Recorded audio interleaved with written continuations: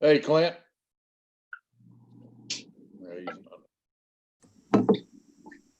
Hey, Chad. It says I can't share anything. Oh, I fixed it back.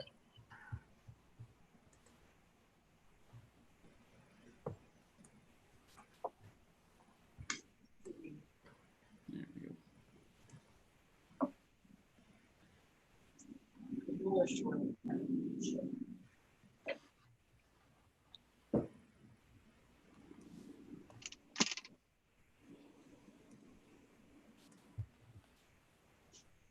Clint, can you hear us, Clint? Doesn't look like he's got access to audio right now.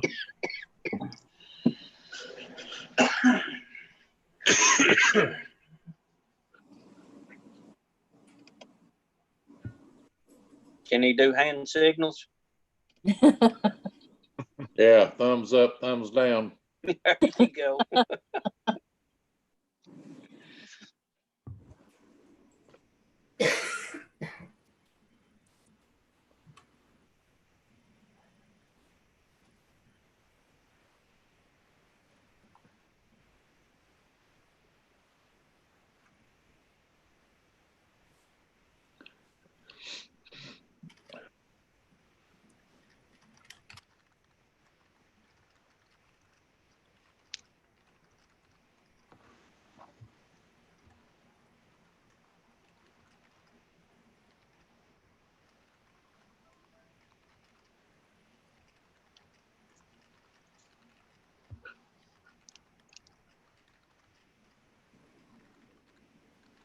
It's in that against the wall, the black and white pile thing.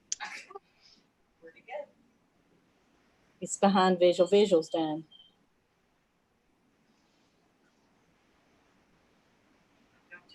Okay, he gave us a thumbs up so he can hear us. Okay. Deal. Well, looks like So we may vote that way. We'll call on him and just do a roll call vote when we get down to voting on any items. Okay. Looks like we do have a quorum. So I'll call the June 18th McMinn County Regional Planning Commission meeting to order. And in your emails, everybody's got a copy of the minutes from our May 21st meeting. And I'll entertain a motion to approve the minutes as they're written. Make a motion, we approve. Second. All right, got a motion second to approve our meeting May 21st minutes. All in favor, say aye. Okay. All right, under old business, we've got the Dusty Soil plat, lots 1 through 3. All right, talk to me, guys. What do we got? This plat was submitted and it required minimal revisions, mostly in the notes up in the top. An easement for the power line was requested and a correct signature block for septic, and all the requested revisions have been made and staff recommends approval. All righty. Move we approve, man. Second. All right, got a motion and a second to approve the Dusty Soil plat. All in favor, say aye. Aye. All opposed, like sign. Very good. All right, moving on under new business. Mr. Metters has withdrawn both of his plats, so we're done with that. Anybody else have anything they want to bring up under new business? So Bob, with those plats being withdrawn, I think it'd probably be best if we just deny them since they did appear on our agenda, and then he can resubmit when he's ready. All right, I'll entertain a motion that we deny both of the Metters drawings. Motion made. All right. Second. Got a motion second to deny A and B for Mr. Metters, Inman and Stewart lots. So all in favor, say aye. Aye. All opposed. All right. Under C, we've got our subdivision regulations. And we're kind of kicked that around a little bit again. Kat, I'll let you talk about that because there were a few things that you wanted to bring up. Okay, so we talked about these. It's been probably over a year ago now since we last talked about them, but let me change it so I can share the screen here.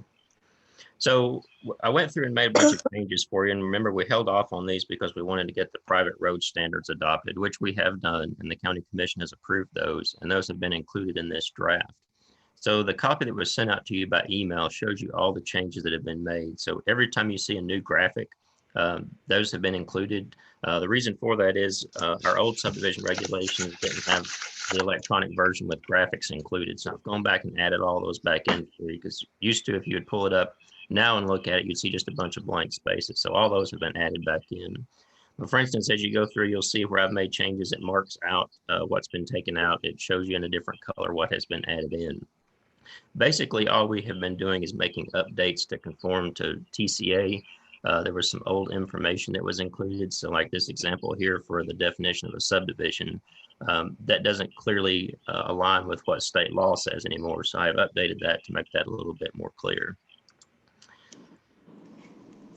Here's the section like we talked about. This is the resolution that was approved for changing the standards for private roads. All that has been included. So there's really no reason to look at that section. That's one that's already been taken care of.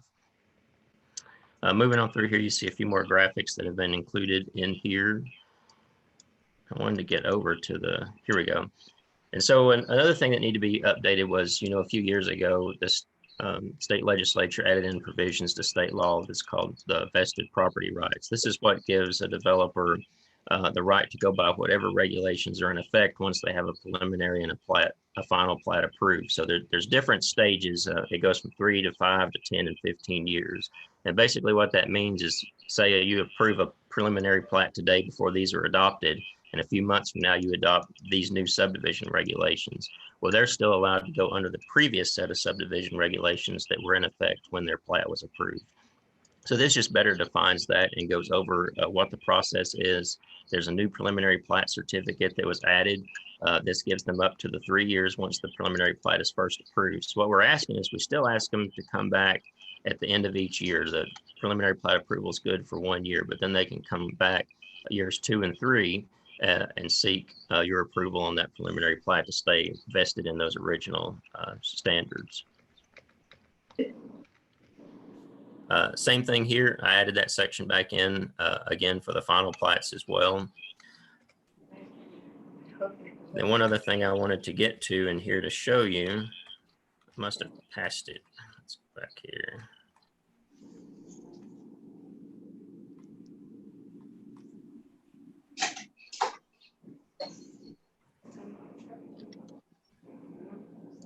I must have skimmed over it. I changed the section here on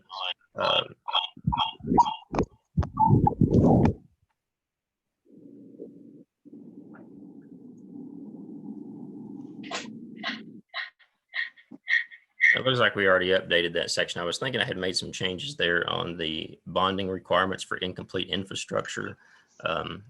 When somebody brings a final plat to you and they don't have the roads or utilities, and I thought I made some changes to that. In fact, this is one section I had mentioned to Garrett we might want to take a look at. What I've done for some other communities, you see section 10.12 there. It's only about a page in total, but what I've done for other communities is actually define the process better so that we're all upfront about when we're going to call bonds in.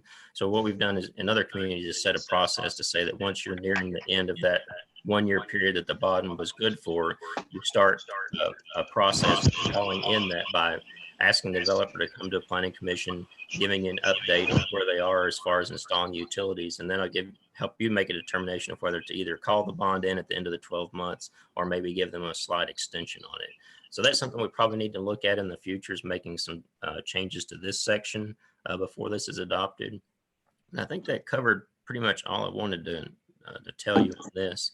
So really from today's meeting, I just wanted to keep this discussion going. So if you've had a chance to look at it and you have any questions or comments or changes or additions you want to make to it, I want to keep that discussion going.